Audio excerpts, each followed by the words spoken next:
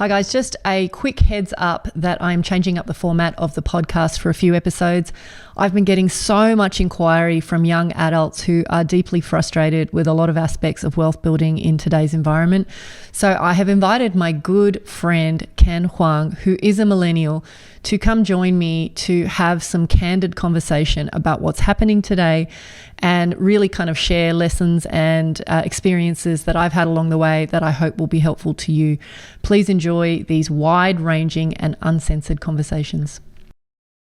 Oh my God, how's the house going, the house hunting? So we're not far off from getting pre-approval. The rate that we've managed to get is a 5.97%. That's phenomenal. P&I variable. Yeah. So it's great. It's with ANZ. And then he reckons the bank needs about 4 business days to turn it around for pre-approval. And then we can start to officially, look at offers, I guess, and auctions. Very exciting. Yeah. So yeah, it is exciting. When's the auction? Auction is not this weekend, but the weekend after, Saturday. Okay. For that particular one. That's the one in Ermington that I showed you. But there's also one we're looking at in Telopia, which is taking offers before the auction for a duplex. But I don't know whether or not it's going to be within our ballpark. But our borrowing capacity is up to 1.5 mil, or we're willing to bid up to 1.5. So we'll see. There's something that I've been doing in the course that I've created where I'm saying there's a sort of a spectrum of here's what the bank will give you, here's what you can afford, but here's what you're prepared to pay. So remember we were having that conversation about like if, let's say, your mortgage is going to be 70% of what you earn, how do you feel about that? And the truth of the matter is for somebody else that could be incredibly uncomfortable. But for someone who lives very frugally, it might be a decision that's very easy. It's funny you say that because I was actually running our expenses, like our weekly, monthly, annual expenses, right? And I was just averaging that out. I think we would be roughly around about that 70% mark, maybe a little bit more. As in you spend 70% of what you mortgage earn. repayment 70%. But this is only just for wages. So if you don't include dividends, I've got some stuff sitting in shares and other assets that So say that again. You spend 70% of your wages at the moment. No. As in my mortgage repayments will be 70%. Yeah. So what's left is roughly about 30%. And then the question I was talking about with Iris was, is this something that we can stomach, and this is something that we feel like it is within our grasp of spending? And the answer is yes. We still had surplus after we ran the numbers, so we actually live quite frugally, or just very simplistically, right? We're not lavish in the way that we live. So, and of course, the other notion of it is, potentially interest rates, is just at a point in time, and you almost kind of need to we would trade our way out of it over the next, say, couple of years, depending on how the economy goes. So we factored in, obviously, additional rate rises, another 4 rate rises. Can we handle it? We could. The other thing was potentially that, with, earning capacity, that earning capacity, I think, will only increase, not decrease, in my opinion, with how things are going. So there are a whole bunch of factors that probably don't stay static in the way that we're forecasting. We're just being really conservative with the way that we look at our numbers. I think you're exactly right. I think depending on how elastic your income is, will determine how much risk you're prepared to take and how far you're prepared to push yourself. I mean, generally speaking, if you were an average employee earning wages at a fixed sum and you had no buffers and you had no capacity to add to your income because either you weren't prepared to go and get a second job or that was just it, that was your lot, then I would feel a little more uncomfortable. And I would say you'd play a more conservative game in terms of what you would think about spending. Yep. But if you're someone like yourself who has some elasticity in terms of potential, but also even if things stayed exactly as they are, you still have a capacity to generate dividends over and above in lump sum, and you're sensible enough to put a, debt management, project in place as well. Yeah. I think you'll be fine. Yeah. And I think the other thing that I didn't mention was having a fairly comfortable amount in our offset account. So if you really needed to dip into it, savings buffers, you could. So I think, when you contextualize that into everything, we're pretty good. Like I think I'm just being ultra, conservative and just thinking the worst case scenario, what can I stomach? And that's something that I'm totally okay with as well. It just means that, whereas previously, like now, we can just make decisions as to how we spend our money pretty mindlessly, which is probably not a good thing because you've said this before. Business owners are probably the worst. The more money you make, the less responsible you are with your funds. because not every dollar counts. Like you're like, oh, I'll just make more money. But, in this case, what it does do is essentially creates an environment that forces us to actually be more careful with how we manage our money overall. So I see it as a good thing. I think the other thing though, Ken, is I look at your nature, and by nature, you're a very cautious, careful sort of individual. And so you're looking at this from all possible angles, which is terrific. I mean, that's, from an investor perspective, that's what you want. You want to be the sort of person who looks at it from all angles. And there's definitely an emotional consideration, but you're not being led by that. So I think that's a great position to be in. Well, and the other thing was looking at property and property options, meaning which ones we want to buy and how much we're willing to pay. It's been a really interesting experience because, you get a little bit nervous because I haven't done this. I acquired a commercial property, but that was done in partnership with someone. But this is the first one that I'm acquiring a property on my own, so to speak. And the process of going through, like, what do you do? Like, how do you navigate this situation? Because there's almost sort of like mind games behind it. You sort of don't want to show your hand. Yeah. So I found that really interesting. And then taking your advice last week, which is, sometimes if you work with, particular agents who are more experienced, they just don't want to play the game, just be really forthcoming and straightforward. And this particular property we were looking at in Telopia was, the agent actually said to us, if you were to buy it tomorrow, it was available for you tomorrow, what price would you be willing to offer? And I said, look, I'm just going to be really straight with you. This is our budget. And he actually he was quite frank in coming back to me and said, actually, you're on the higher end of the offers or the feedback we've received so far, which, it's a bit candid. It's a bit interesting because, they could have taken that and played with that a little bit as well. Totally. I think there's too many people out there trying to share tactics about how to negotiate when it comes to real estate. But in my experience, and I can't even think of how many houses I've negotiated on, but I have the experience I have is they want to make a sale and they want to deal with a person that's easy to deal with. Yep. And if you are, the more forthright you are, the less, it's a bit like dating, right? I honestly think there's a whole world of, tactics around dating that just don't make any sense to me. I think just be yourself and be really honest about what you want and what you're looking for. And if there's a match, great. And if there isn't, no hard feelings. I say it to my guys all the time. I say, my team, play the player, not the game. Yeah. Which is, you've got to read the room. You've got to understand who you're dealing with as a personality. And is this something that someone you jive with, and you can have these, discussions the way you like them to be in the negotiations you like. Because the worst is, I dealt with an agent where we went and saw an open house and she just was not forthcoming at all. She was playing games. Yeah. I asked very simple questions and her response was like, for example, I said, have you got any guidance on how much you think this will sell for, or the asking price? She said, just go look at the comparable properties. Well, I was like, well, you're not helping me right now. So I'm not interested. Yeah, I've got choice. And she actually did a follow-up call with me just yesterday and she said, are you interested? And I said, no. And you could see sort of the response was sort of met with a bit of silence and hesitation. You know what you could have said to her is, no, and I'll never list one of my houses with you. Just kick them while they're down. And that's what I'm saying. The reason that I like experienced agents is they're smart enough to recognize that every potential buyer is a potential seller. So how you treat someone when they're coming to buy the house is a huge advertisement for 5 to 10 years down the track when you're thinking of selling. Yeah. Like, how were you to deal with? Absolutely. Short-term versus long-term mindset, when it comes to this, right? Being really transactional versus relationship-based. Yep. Yeah, it's a no-brainer. I mean, I think that is just a fundamental principle, not just in property, but just in life, right? Oh, yeah, absolutely. That's why I said it applies in dating too. I watched the not just the Gary Vee one, but I was watching the Ramit Sethi one, and my thoughts on that particular reel was he led really strongly with sort of a sentiment of you shouldn't buy a house, or it's a bad idea to buy a house, and then he softened out at the end where he had a whole bunch of caveats. But even then, I hated it because I feel when you are in a position of influence, as he is, you have to be really mindful of what you say. And his worldview is skewed towards whatever S&P 500 type indexes and managed funds.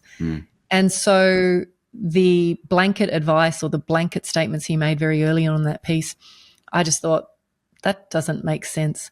And he threw a lot of ideas up there. Like he said, people will look at Granny who bought her house for $100,000 in the 70s and now selling it for $1 million and think what a great wealth building strategy.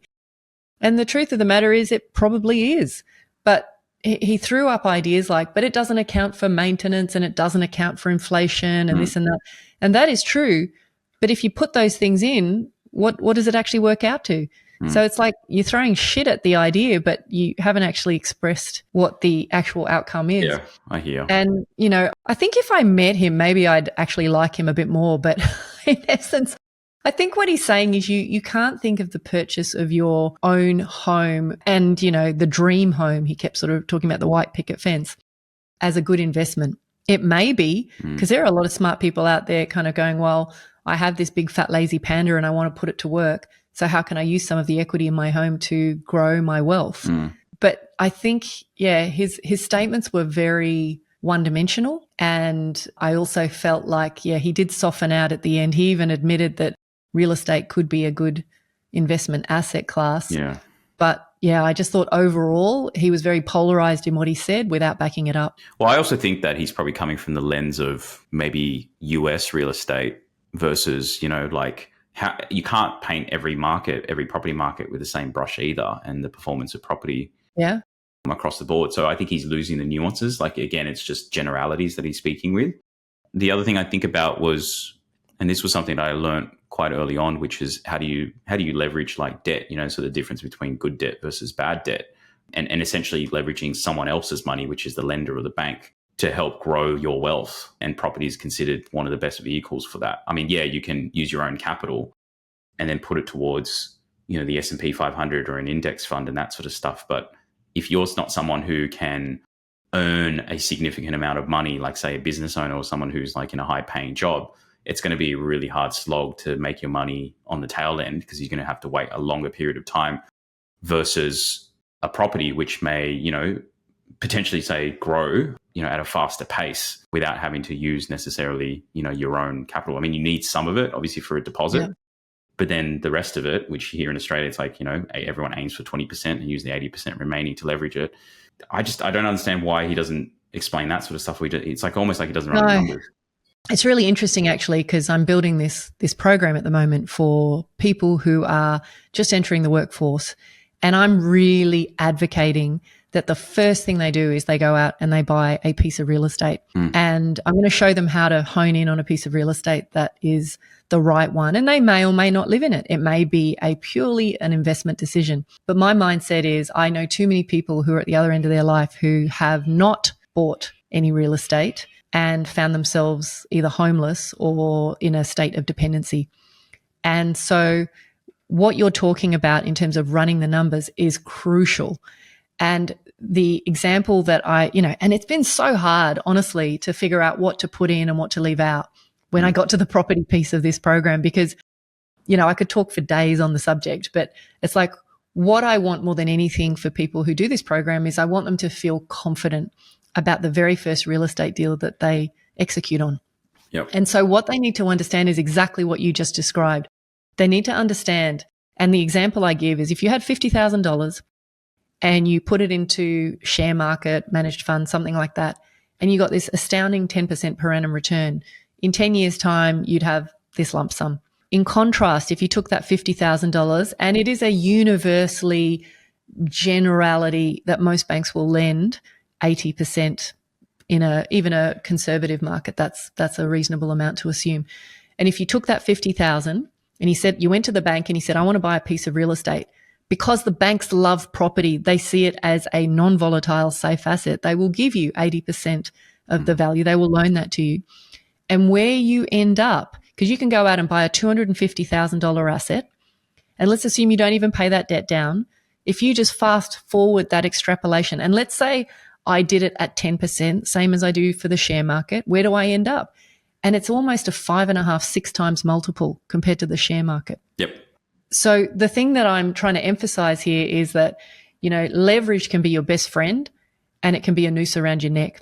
And there's a lot of Dave Ramsey's and Rami Sethi out there who are basically saying, whatever you do, don't get into debt. And I think that is a very simplistic way of glossing over the fact that someone like me who's had a very average income can end up growing a multi-million-dollar portfolio because of sensible use of leverage. If I only have to save, and this is a different way to think about it, if I want to buy $1 worth of some share in the share market, I have to save $1.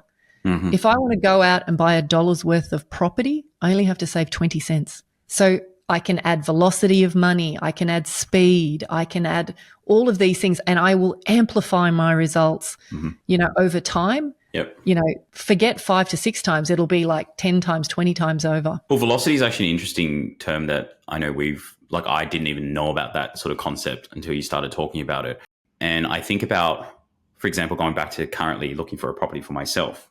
And what we're doing is Iris has got a property under her name and she's had that loan for a certain period of time. And so she can draw down, $250,000, $300,000 in equity that can then be used towards this property. And this is the leverageability that we talk about, which is you don't have to then go out and save another $250,000, $300,000, particularly if you don't earn a high amount.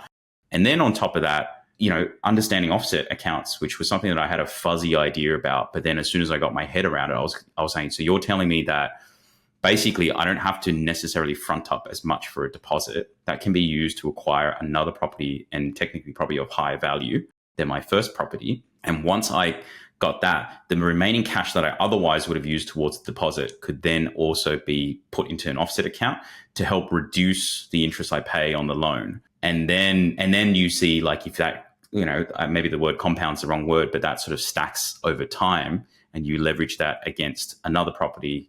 And as long as you're sensible about leveraging that debt, then it becomes exponentially faster. Whereas I think, if you run those projections for that sort of 7 to 10%, which is the average, say, index fund, that has to sit there the whole time as well. You can't even liquidate or draw down from that. Because one of the greatest joys that I have around real estate is the fact that you can take profits along the way. Meaning I could go to the bank and I could say, look, this property has gone up tenfold in value. I would like to take a piece of that and use it for something else. I don't even have to tell them what I'm going to do with it. And they will say, for sure, here it is. Whereas with a share or a managed fund, if you want to access profits along the way, your only choice is to sell. And look, I want to there were so many threads in what you just said, but the thing that I really want to talk about is the strategy that you're describing, which is you buy an asset in real estate, you wait for it to grow, you refinance, you pull out some equity and you go again. That is what property people have been advocating for decades. The challenge in the current environment is that the banks are aware that that is a very common strategy, and they're more cautious than they've ever been. And so what that means is the limiting factor isn't your ability to keep buying real estate that grows in value, it's your income. Your serviceability, right?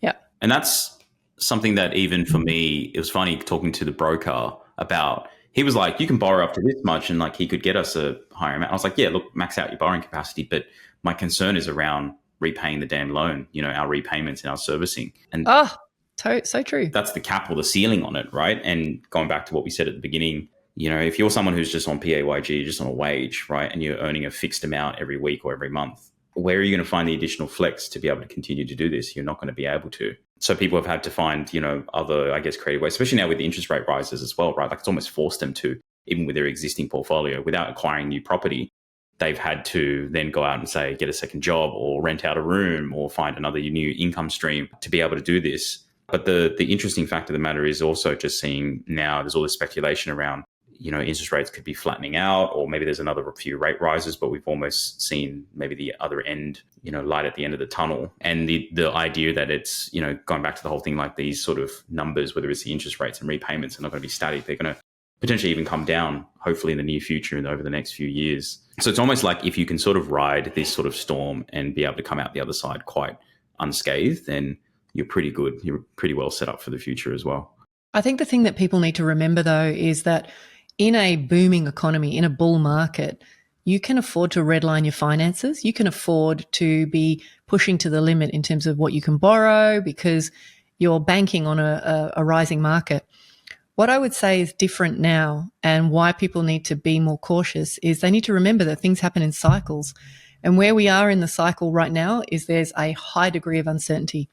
So even the common wisdom that you're talking about now, which is this idea of, well, interest rates could go down or they should go down, is like, I like to see what's happening, and I like to have my finger on the pulse of where are we economically right now. but I feel like to some degree it's a waste of time to hypothesize what will happen in the future. And when I say that, how that impacts my decision making today is I say to myself, if the market moves against me, can I still comfortably afford to stay where I am? If the market moves in my favor, great. But I'm always kind of, if you like, looking at sensitivity analysis around my world so that I never, ever put myself in a position where the whole ship could sink. And one of the problems that I'm witnessing right now when I look around, especially with young investors, is they are redlining their finances at a point in time where there's a high level of uncertainty in the market. Like there's always uncertainty, right? There's always uncertainty. But there's no question there's some pretty big things happening in the world right now that could tip the economy in either direction. And that maybe wasn't true 3 or 4 years ago.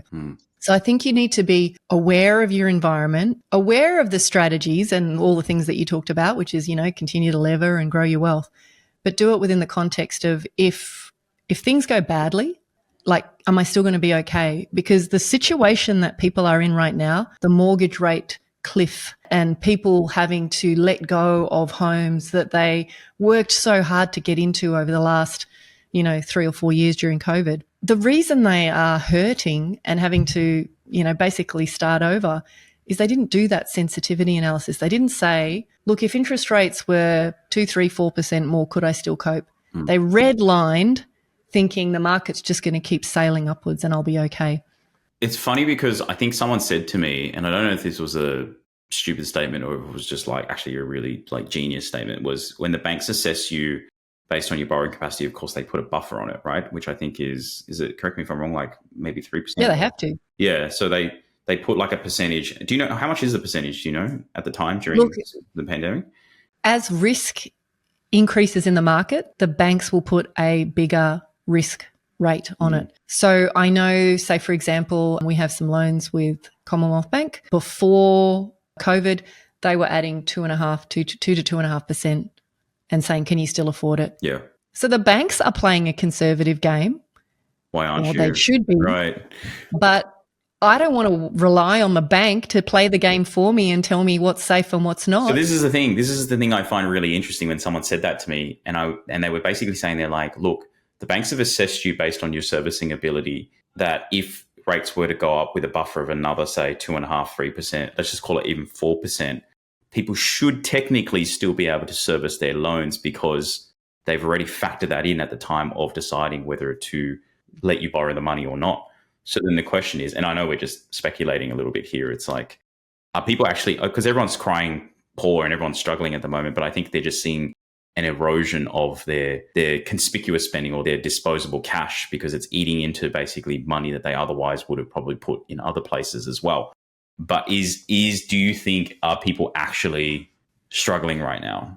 I guess if the banks were really set. Yeah, no, the struggle's real for sure. Yeah. Like the struggle is real. The question is, how did they get there and what comes next? There's so much psychology around the purchase of real estate. And if we think about Rami Sethi, the interview that we saw, what he was really criticizing was people wanting to buy their dream house straight out of the gates. First house, I want the white picket fence and the 4-bedroom double garage, blah, blah, blah. And I think from a psychological perspective, had a lot of the people that are struggling right now maybe started with something more modest.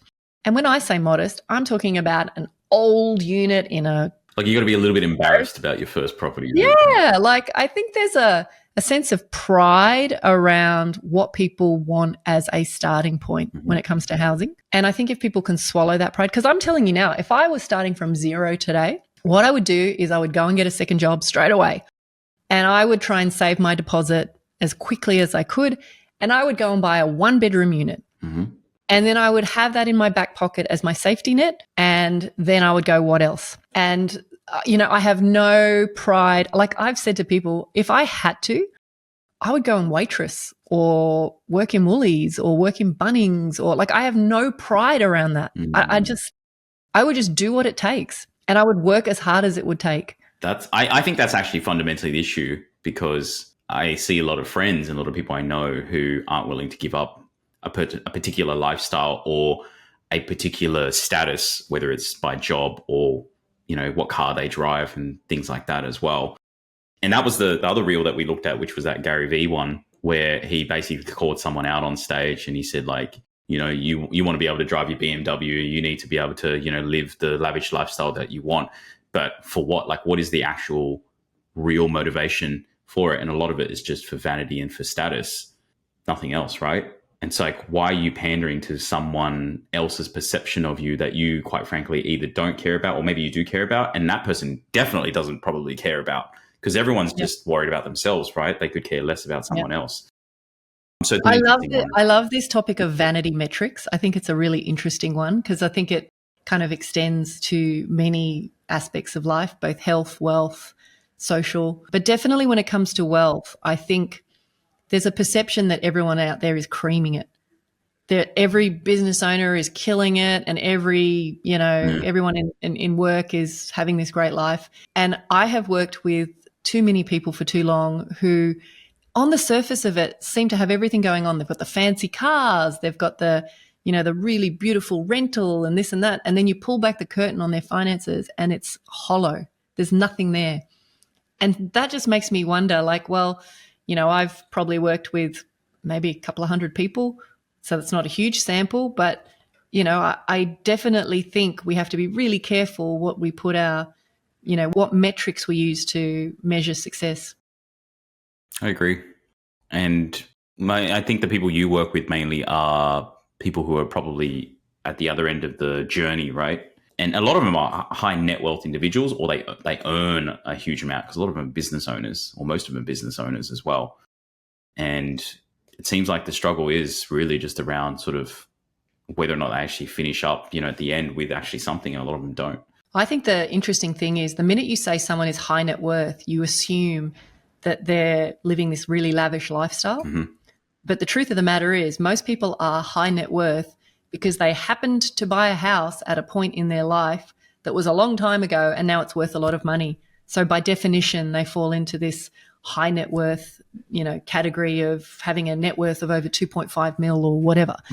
And the truth of the matter is that often financially they are struggling in various ways. It's just a different series of problems.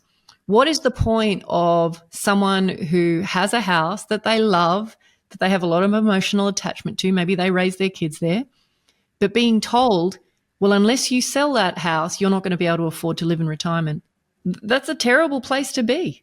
It's, for someone who's in their 20s might look at that and say, boo-hoo, poor them. But, it's not a pleasant place to be. And I think society says, well, if you are high net worth, you don't have money problems. And I think that's not true at all. And then if for people who are sort of like younger people who are at the start, I think right now I was talking to Davey actually in the office, and and he was helping out with obviously my finances and my loan and things like that. And I was saying to him, because I'm so conservative, I was like, man, like it is outrageously expensive to buy property, to acquire property, right? In every aspect, you talk about stamp duty, pest and building inspection reports, that's, $400-500. And then you got conveyances and blah, blah, blah, all these sort of things. And then I'm like, how does the average wage earner even afford property? Like, it's like the conclusion that we both were sitting there, we're going, look right now.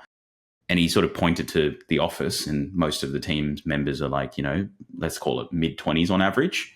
Yep. And it's like, they can't buy, like, unless they were to buy something, like you said, like a 1-bedroom unit that's more proportionate to their income in terms of what they can borrow.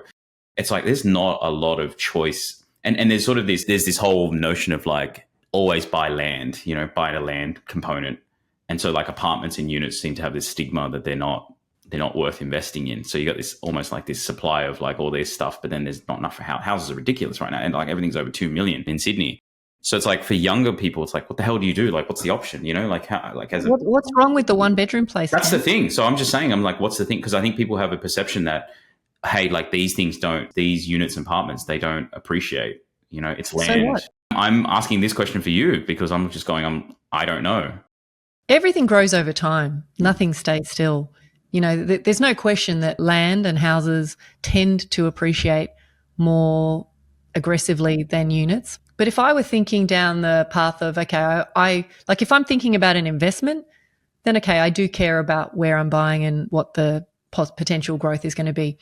But if I'm thinking about like, how do I get off the rental ladder, which is what a lot of young people are worried about right now. I'm not worried about, okay, am I going to get 2 or 3% per annum growth, or am I going to miss out on that 6%, 7% that a house might get? This is a really interesting point, because people go from rental, meaning trying to get off the rental ladder, to I want the best possible investment property, and they skip the step in between, which is how do I get an owner occupied that I'm happy with, like you said, in your back pocket, because that's just where you're going to live and you're going to have a roof over your head and you own it. And I've caught myself being in that position previously, which is like, oh, I'm definitely getting a house because I'm like, that is a good investment property as well. But as I started going through the journey, I started to realize, and I was talking to Iris about it, was just like, if we can only afford, say, a 2-bedroom apartment and it served our purposes, would we be okay with it because it's the place we live? And the answer was yes. And so at the end of the day, this is such an important topic, and one that I'm trying to embed this in my program right now. But setting expectations for the first piece of real estate that you buy is super important. And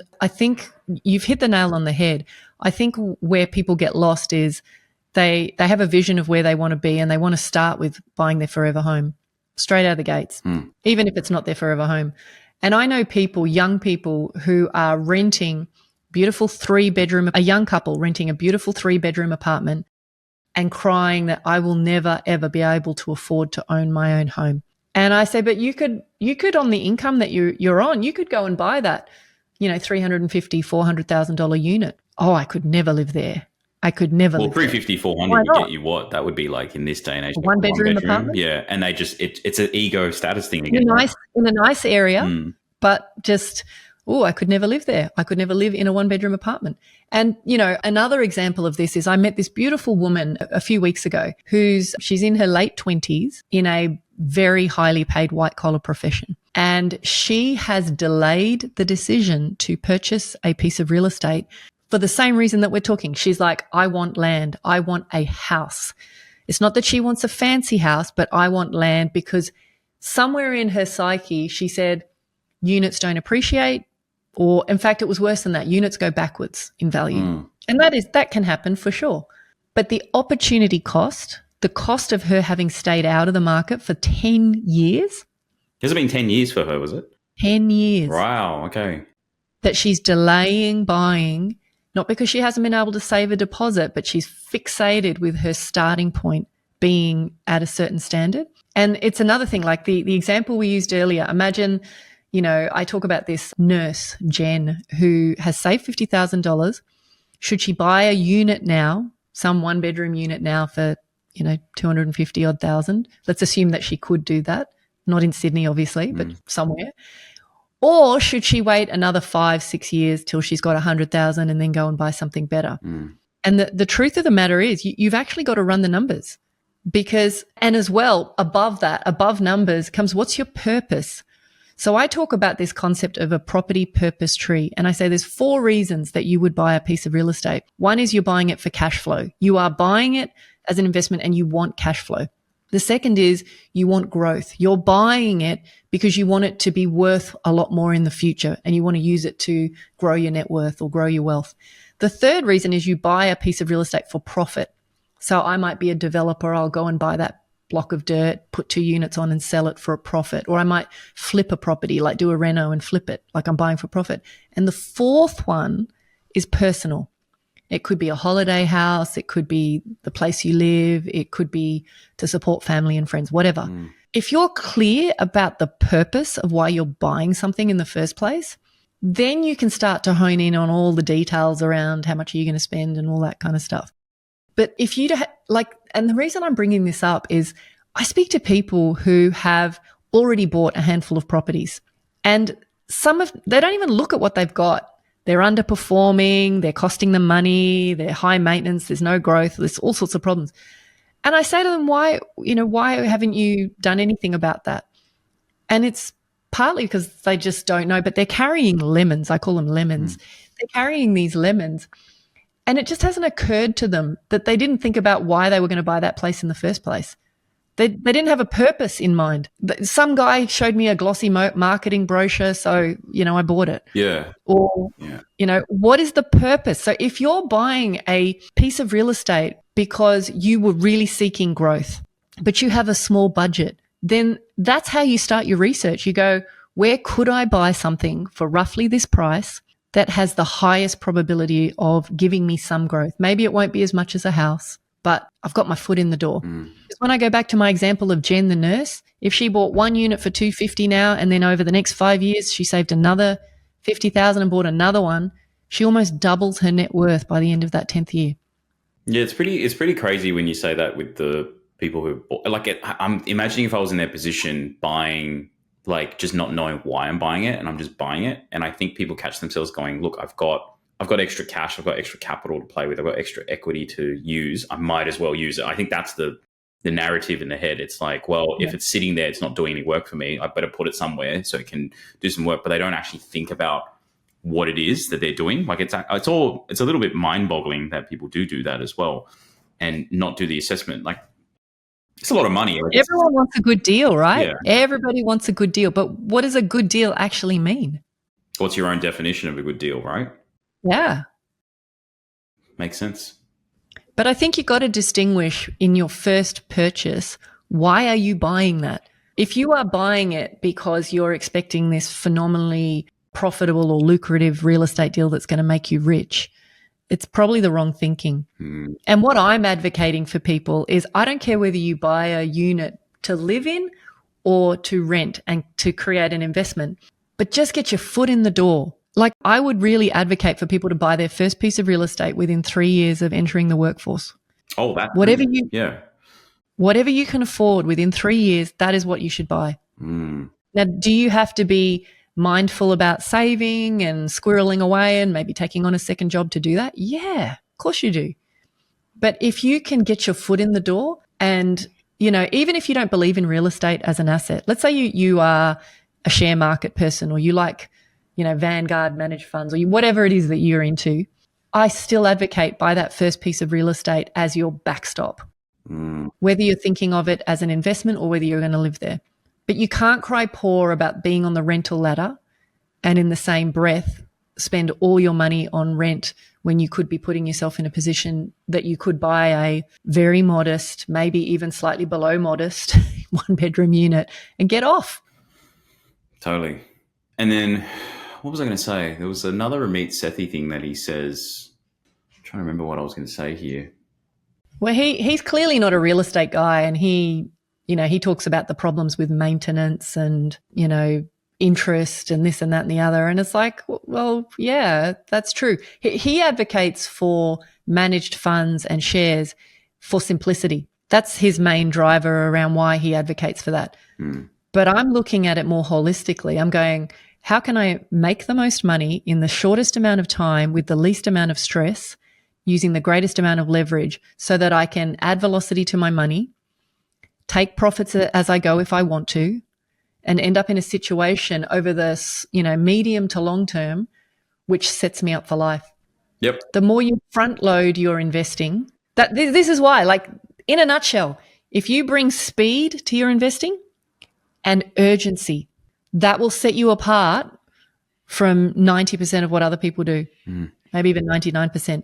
If you don't have urgency, and the example I'm using in my program is, if you're a guy who just says, oh, well, I've got the money, let's say you got 50,000 in the bank, but, I really want a car, and I'm just going to, I want to get that dream out of the way, and I'm going to wait another 5 years before I buy my first unit. The cost of that, you need to understand how to calculate the cost of that. And too many people don't, because they just go, oh, well, it's been my lifelong dream to drive a BMW or whatever. It's highly emotional, right? It's illogical. It's highly emotional. It's like people say, when you buy with emotions and you justify with logic. And I think people do that a lot, even with property, when we're talking about things this big. Because I couldn't fathom even buying a property. I was like, I've got to not take the emotion out of it, because buying your own first home, there is. But I think at the same time, you've got to know your numbers inside out, because otherwise, how do you know the floor or the ceiling that you got to work with when you make these decisions? And I think oftentimes people make assumptions, and then they're probably wildly wrong, and then they commit to something that they cannot maintain. Particularly when the market doesn't stay the way it is, which it never does. It always changes. And the other thing with young people, I was going to say real quick was, you said this before, which is, I mean, I'm 33, right? So the GFC was 2008 and Australia didn't even experience the GFC necessarily. So if we need to go back to the 90s, I think I was like 12 years old. I was like younger than 12. I was like 1995 was when I was 5, right? So it's like most people have not experienced a major downturn in the market in their entire lifetime. And so they make decisions thinking that the market will always be okay when it won't. Totally. Like, honestly, there's so much gold in what you've just said. But I think the main thing is that, you know, and I would love to speak to your team sometime about this. Like maybe we could have a session sometime. But I think if you can put yourself in a situation where you are as pragmatic as possible about why you're buying, the value to your future self. Like buying a 1-bedroom unit now might not seem like the glamorous starting point that you thought, but what you're doing is you're protecting your future self from catastrophe. Because I know too many people who get to that end of their life, they make 1 or 2 bad decisions and they find themselves in this diabolical situation where they're homeless, they're unemployable, or nobody wants them, and they have nothing to fall back on, no roof over their head. So they're living out of their car, they're living on the street. And that's the thing that this is why, you know, the next area that I want to focus on is helping young adults just put that safety net behind them. Could you live in a 1-bedroom unit if you had to? Absolutely. I could do that now. And, you know, the second thing I was going to say is that, you know, I've had the luxury of being great friends with people whom I regard as number one investor strategist in a particular field. And one of the things, I hear it indirectly, I don't hear them say it, but it's the more rational and less emotional you can be about your investing, the more success you will have, because then you're never clouded by fear or greed. And it's hard when it comes to buying real estate because you go and you're thinking about, you know, you're imagining your life there and could I live with this? And, you know, not to mention the agents fuel it. Then you got like Lux listing Prime. Like everyone's talking about this, like the verbiage is all there. And then you can't help but, you know, whether it's the FOMO, keeping up with the Joneses, whether it's your own dreams, you know, the whole thing is almost like there's a propaganda to the whole thing. And you've got to be really. That is where Rami and I agree. Like there is a propaganda machine, a multi-billion-dollar industry that surrounds real estate. When you think about all of the middlemen involved, you know, the buyer's agents, the real estate agents, the brokers, the banks, you know, it's a machine all designed to want you to keep buying, to want you to want more. Totally understand. I agree, like 100%. And I guess the way to, summarize it all, in my opinion, is at the end of the day, it's just a piece of, it's an asset. It's a thing you buy, just like the car, just like the phone, just like anything. And it's supposed to serve a certain purpose, like you said. And I think the first fundamental thing is the basic human need in society, right, besides food on the table, is a roof over your head that you own. And I think people have altogether skipped that notion because of the propaganda of going, Australian property is just this insanely like great way to build wealth. And people have just become, you know, overnight millionaires and billionaires by doing this. And then it's fueled by these lavish sort of perceptions of, you know, TV shows and the way agents dress and the way they perceive themselves, you know, the fancy cars. And it's quite ridiculous. But if you boil it down, like you almost do like a Simon Sinek, like start with why. It's like, why buy property to begin with? And that's probably the thing that has anchored a lot of my decision-making around property, which is at the end of the day, it's just a home. Like it's a place for me to live. And am I happy living here? You know, if it means that I have to live here for the rest of my life, if the answer is yes, then everything else is a bonus. Everything else is cream on top. I think another question that you could ask yourself is, let's say you, like not you, but a young person wanted to go out and buy, let's call it a $300,000 unit. And you can buy units for 1-bedroom studio or apartment for 300,000. And let's say that it barely over your life of 50 years in the workforce or 40 years in the workforce, it hardly went up in value. But the reality is it's just there for you to fall back on. Let's say rents escalate, landlords become difficult and worse to deal with. Are you really going to care that your unit hasn't gone up in value? So yes, there's this property purpose thing is really important to understand. And, you know, the absolute worst case scenario for me is that you got to think of your first piece of real estate as just your backstop. Could I live here if I had to, if everything turned to custard? Yep. And it was actually, to wrap it up, like there was a statistic, and I'm butchering the exact number, but it was like something like, you know, everyone talking about this fixed interest rate cliff, and they said like 25% of homes don't even have a mortgage on them. And those people there, whoever they are, and those numbers, they could care less about like literally what's happening right now because they own it. They're not having to really repay it. It's theirs. Like it is their backstop, like in a lot of ways, whether it's an investment property or an owner occupied. But the point is that they're not at the mercy of the market shifting, because a house doesn't get worse or get better because the interest rates are up. You know, the house is the house, or the property or the apartment is the apartment, right? And you just go about living your life. Yeah, maybe there's some inflation, there's some other variables that affect your life financially, but at the end of the day, just having your own to call your own.